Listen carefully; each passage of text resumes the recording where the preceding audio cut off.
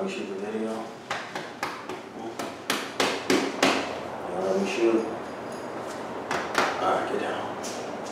Come on, get down.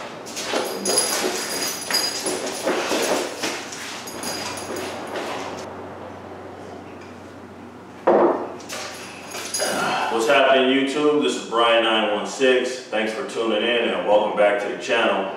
So today I'm going to be talking about what type of tools do you have and what does your tool say about you as an auto technician.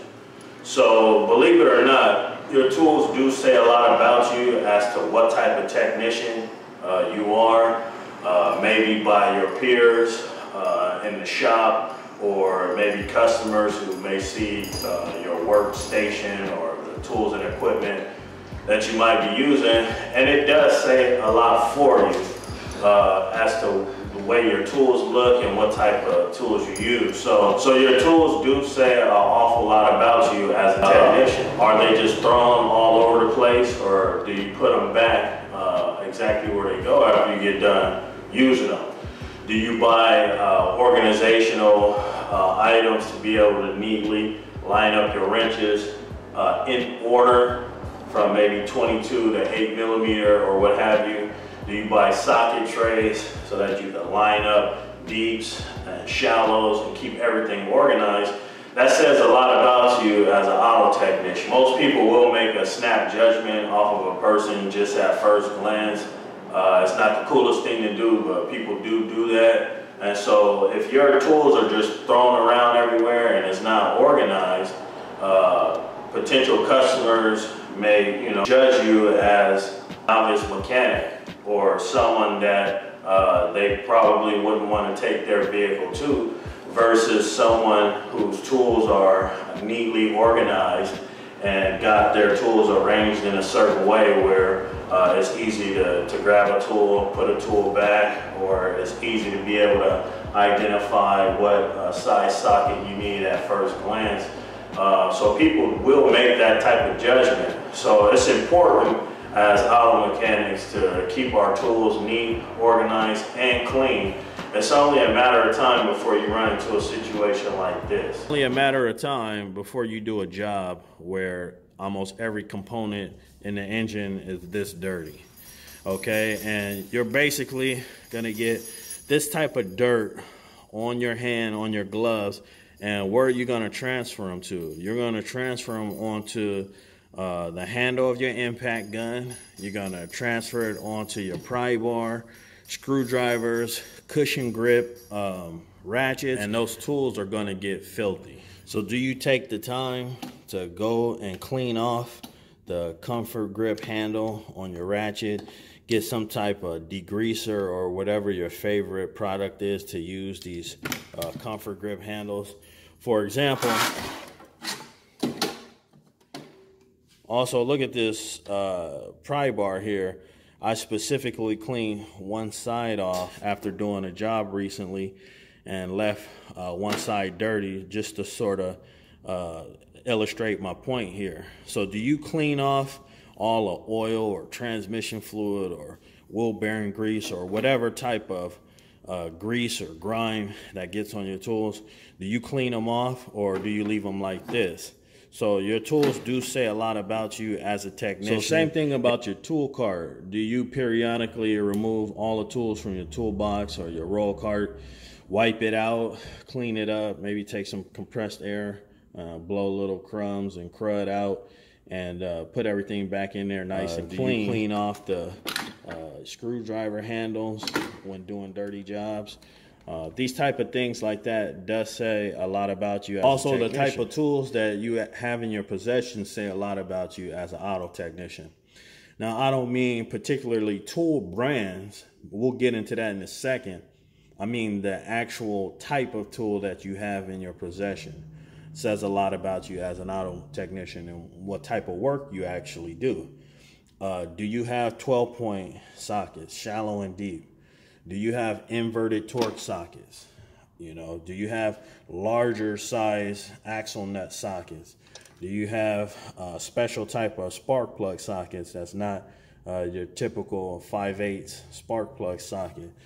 things like that say a lot about you and what type of work you actually do and what level you are on as an auto. So let's just say, for example, all you have is 6-point sockets.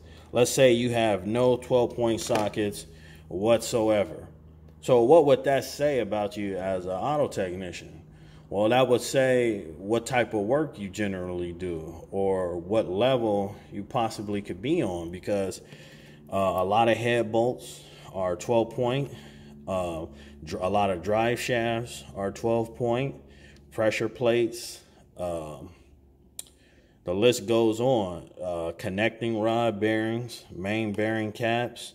There's lots of applications where a 12-point socket is mandatory. So let's say you don't have any 12-point. Well, that could say a lot about you as an auto technician in terms of what type of tools that you actually possess. Also, are your sets complete? And you got missing wrenches and missing sockets out of everything, and your sets aren't complete. That could also indicate what type of mechanic you may be. So you want to make sure that all of your sets stay complete, and when you lose a socket or break a socket, it needs to be replaced. You can see, for example, here, this is a replacement Craftsman that broke.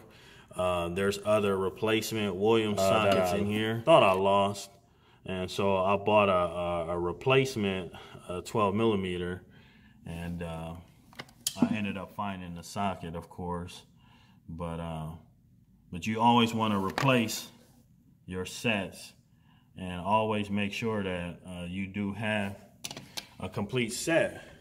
So again, you want your set to be complete. You don't want any missing tools to be in there. That says a lot about you as an auto technician. Every technician knows that if there's a tool missing, there's only a matter of time before you need that tool, and you won't have it when you need it. So it's vital to keep your sets complete. Let's say, for example, this 5-inch extension was missing and this 9/16 socket was missing. You better believe I'm gonna try to hunt it down, and if I can't find these sockets, well, I'm just gonna buy a replacement, much like I did with that Williams socket. So you always want to make sure your sets stay complete. That says a lot about you. Your tools do speak for you as an auto technician, possibly what level, skill level you're on, you know, how proficient you work, how thorough you are as a mechanic. People do judge us based off of the way our tools look, the way we keep our tools, how organized we are, and how many tools we do have. All right, so let's get into tool brands. And what does tool brand say about you as an auto technician? Buying specific professional quality tools, it does say a lot about you as an auto technician.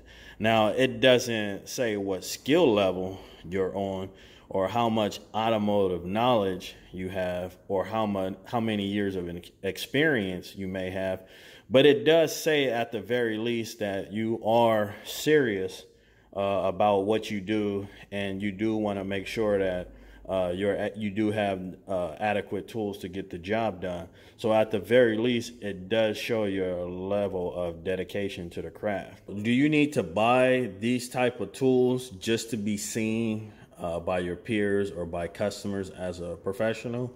No, not at all. Because at the end of the day, your skill level will speak for itself. Although these more expensive tools do put you in a positive light, it does show others that you are serious about what you do. It's not necessary to buy all expensive brand tools.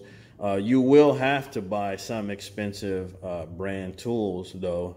You can't get away with just buying all cheap tools. Most people out there know that.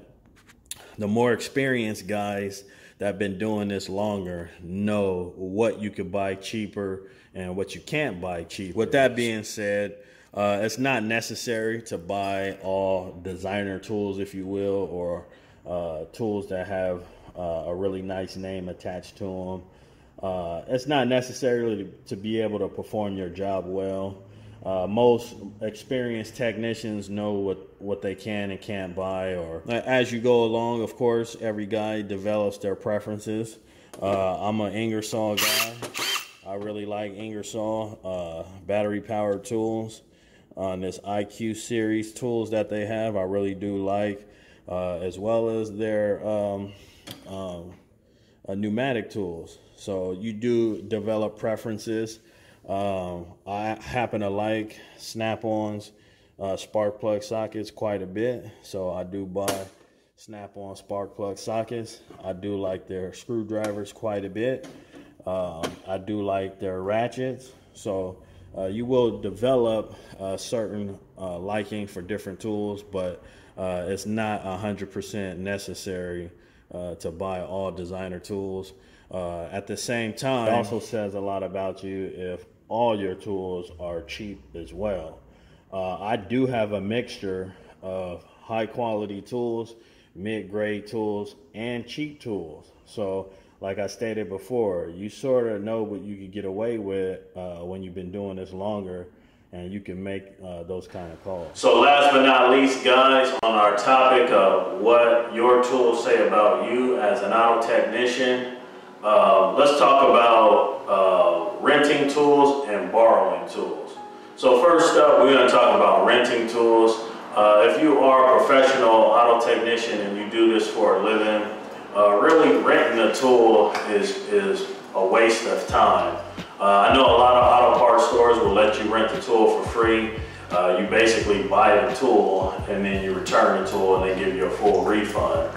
The time that you waste renting a tool is just not worth it. So if you do find yourself needing that particular tool, like a pulley puller or something like that, maybe an axle bearing puller or a slide hammer or something like that you didn't have and you end up having to rent, you need to just buy it. If you see that you need it, sure, maybe rent it to just get you through the job or what have you, but you really need to just buy that tool. It's going to save you a lot of time in the long run.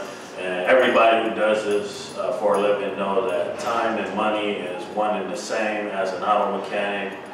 So saving that bit of time will actually make you more money by just going ahead and buying that tool and having it in your tool arsenal. But also on the flip side of that, there could be a time and place where renting a tool is going to be a better option. So I don't want to say don't rent tools at all, but from my experience, it's best to just buy the tool if you need to rent it. Unless it's like a vehicle that you don't typically work on and maybe your arm got twisted to work on it and you know you don't typically work on it. Say for example, you're doing a water pump on like a Cadillac North Star engine and you have to use a special socket to be able to lock onto the water pump to twist it, pull it in or out. So in that case, yeah, renting a tool if you know you're never going to work on a Cadillac again, just renting a tool probably is a best bet. But from my experience, like I stated, just buying a tool, it's best to just buy it, especially if it's not that expensive of a tool. There's going to come a point in time in your career as an auto technician that you're going to need that tool again, especially if it's a more common tool. So now let's talk about borrowing tools. This happens more with rookie mechanics. They tend to borrow tools a lot more because they don't have quite as many tools, or they may not know exactly what they need quite yet, and they may get into a situation where they don't have a tool. This doesn't happen, like I said, quite as often with more experienced mechanics. So if that is you and you do work in an auto shop and you keep borrowing tools from other technicians, just know that the technician is loaning it to you, but there's going to come a point in time where that tool is going to be loaned to you like begrudgingly. They're going to start to look down on you because you're not going to come across as serious about your craft because you've borrowed so many tools. You should know by now what tools you need, and you got your paycheck on Friday like everybody else. Why haven't you bought this tool like everyone else? Or the tool guy has come around, you know, why haven't you tried to open up a line of credit or something like that to be able to get the stuff that you need? So you will eventually start to be looked down on by other technicians in the shop if you start to frequently borrow tools. It could be okay at first as a rookie, but if this carries on for too long, that will say a lot about you as a technician, and other technicians could start to look down on you. You also really need to be very careful when borrowing common tools and how that makes you look as an auto technician if you're borrowing an impact gun from your fellow tech, because your impact gun is too weak and it can't take off lug nuts or axle nuts or suspension components, you know, subframe bolts and things like that. It's just too weak to remove it. So you like borrowing common tools like impact guns and things like that. You need to really be careful on how that makes you look as an auto technician and what that says about you. It's not as bad if it's like a specialty tool that not everybody has and maybe one or two guys in the shop may have it. That's, you know, understandable, but you really need to be careful when it comes to common tools and borrowing common tools. So let's be clear, what does your tool say about you? Are they clean and well kept? Are they organized? Do you have dirt fingerprints all over your toolbox?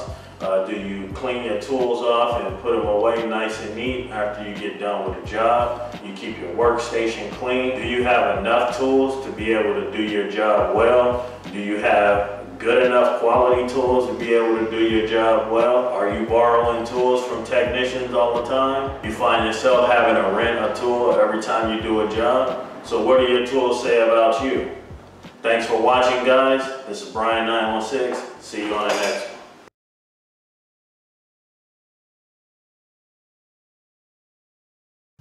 So this is an Otto Plaza that I'm leasing in. There's vehicles outside and inside. So there's several dealers here. This is one row of another dealer's inventory. And then this is gonna be my row right here for my indoor. And then I got some outside. There's another dealer's row of vehicles. It's funny, I'm the only person in here that can work on vehicles. So everybody is just throwing vehicles at me to look at. So it's kind of hilarious. But this is a vehicle that I agreed to work on for one of the dealers here, this Lincoln Aviator. And I think this thing has a broken timing chain guide. I'll fire it up and let you hear it.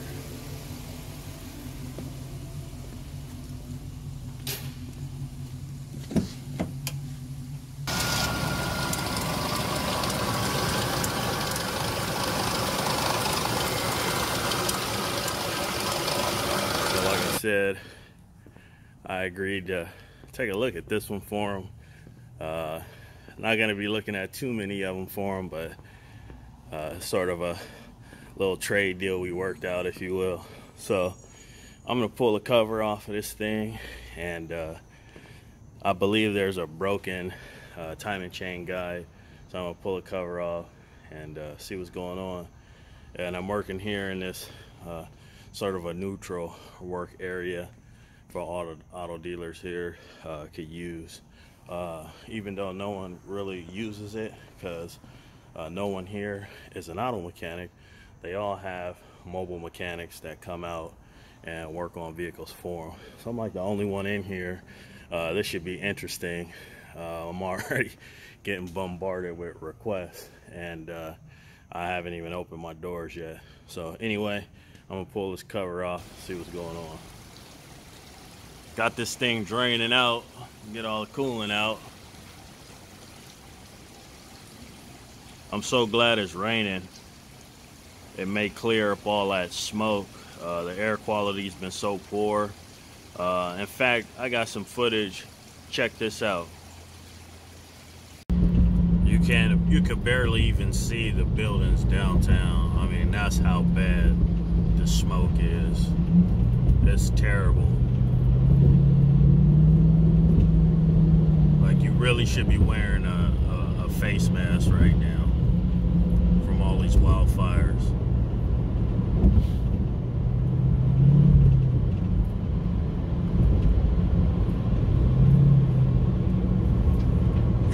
While you guys were checking out how smoky Sacramento is right now, I pulled these valve covers off, and down here on this side, just as I suspected, timing chain guides.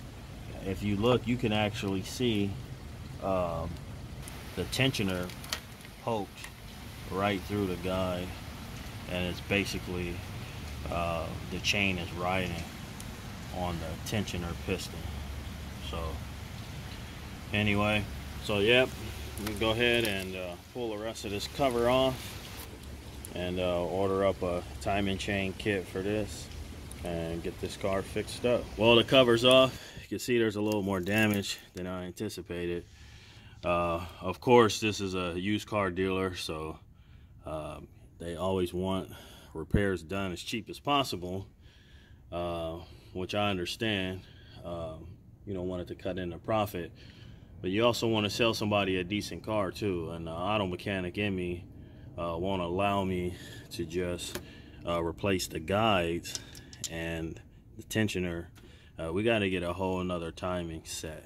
You can see that this chain has been rubbing right here, which could compromise the integrity of this chain. So if this is all grinded up, I'm pretty sure the chain is all grinded up too.